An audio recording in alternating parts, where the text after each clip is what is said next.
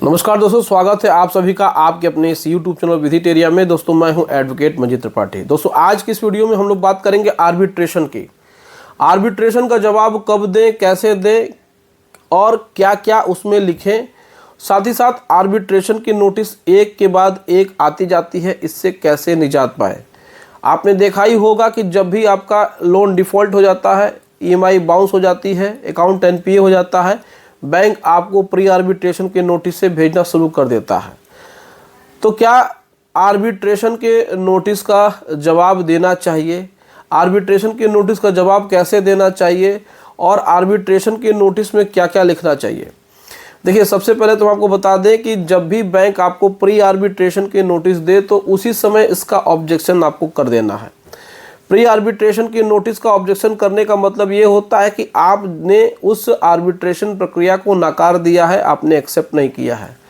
अगर इसके बावजूद बैंक सोल आर्बिट्रेटर की नोटिस भेजता है तो उसमें आपको क्या करना है कि रिमाइंडर में आपको एक ईमेल लिख देना है और जो आपने प्री आर्बिट्रेशन के नोटिस का ऑब्जेक्शन किया था उसको अटैच करके बैंक को भेज देना है और उस आर्बिट्रेटर को भी भेज देना है। अगर इसके बावजूद बैंक आपको आर्बिट्रेशन के नोटिस भेजता है, इंटरिम ऑर्डर की भेजता है, तो उसमें फिर से आपको रिमाइंडर करना पड़ेगा। यानी कि जितने बार वो नोटिस भेजे उसको आप रिमाइंडर करके भेजते जाइए। जब आपके खिलाफ बैंक अवार्ड इशू करता है तो उसके बाद आप उनको एक और ऑब्जेक्शन कर दीजिए और जब ये मामला आपके सिविल कोर्ट में जाता है तो फिर वहाँ पर आपने जितने भी रिमाइंडर भेजे हैं और जो भी ऑब्जेक्शन किया है वहाँ जा कर के वह उसको आप प्रोड्यूस कर सकते हैं डॉक्यूमेंट को विटनेस के तौर पे, उसको सबूत के तौर पे कि हमने ऑब्जेक्शन कर दिया था लेकिन इन्होंने जानबूझ करके हमारे खिलाफ आर्बिट्रेशन प्रक्रिया को जारी रखा और इन्होंने आर्बिट्रेशन क्लॉज का वायलेशन किया है। क्योंकि इसमें ये लिखा होता है कि दोनों पक्षों का राजी होना जरूरी है और दोनों का फ्री कंसेंट होना चाहिए, यानी कि दोनों की आपसी सहमति होनी चाहिए। बिना आपसी सहमति के आधार पर आर्बिट्रेशन नहीं हो सकता है।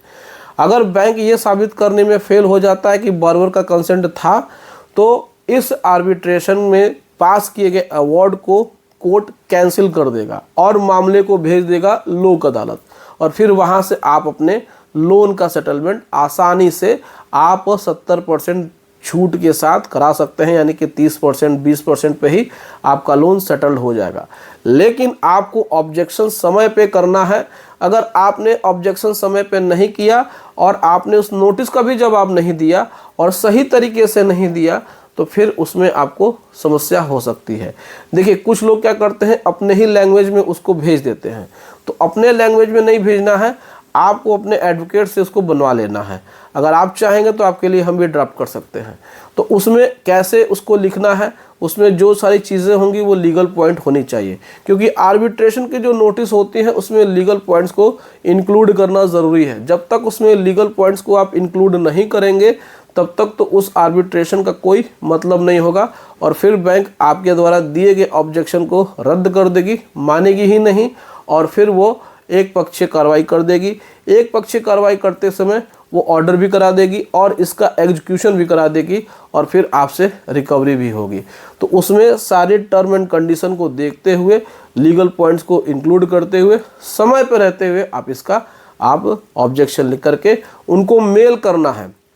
सबसे बड़ी समस्या इन लोगों के पास यही होती है कि सर हम आर्बिट्रेशन का जो नोटिस आया था उसको हम बाय पोस्ट भेजें। देखिए, बैंक के पास आपका रिकॉर्ड है लेकिन आपका रिकॉर्ड बैंक के पास कम होता है, यानी कि आप बैंक को अगर आप उसको स्पीड पोस्ट से भेजेंगे या रजिस्टर्ड डाक से भेजेंगे तो बैंक उसको रिसीव करने के लिए बाध्य नहीं है, बाउंडेशन उसके ऊपर नहीं होगी।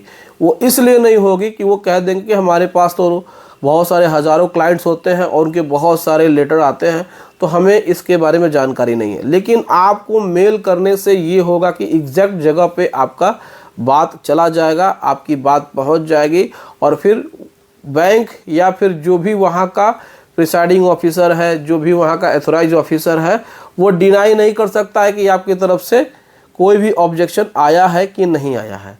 तो इस बात से आपको हमेशा कंसर्न रहना है, इस बात से हमेशा आपको ध्यान रखना है कि आपका आर्बिट्रेशन का ऑब्जेक्शन समय पे हो, उसमें लीगल पॉइंट्स डले हों और उसको समय पे और सही तरीके से आपने भेजा हो, तभी आपका अवार्ड कैंसिल होगा, अन्यथा आपका अवार्ड कैंसिल नहीं होगा। और फिर जो रिकवरी होगी वो कोर्ट के माध्यम से होगी और फिर आपको उतनी रिकवरी का पैसा देना पड़ेगा। तो ये तरीका होता है आर्बिट्रेशन अवार्ड को कैंसिल कराने का।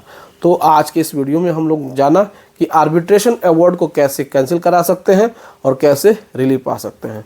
तो उम्मीद करते हैं दोस्तों कि ये वीडियो आपको पसंद आई होगी। वीडियो अच्छी लगी हो तो वीडियो को लाइक और चैनल को सब्सक्राइब जरूर करें। चलिए मिलते हैं नेक्स्ट वीडियो में। Thank you so much. जय हिंद दोस्तों।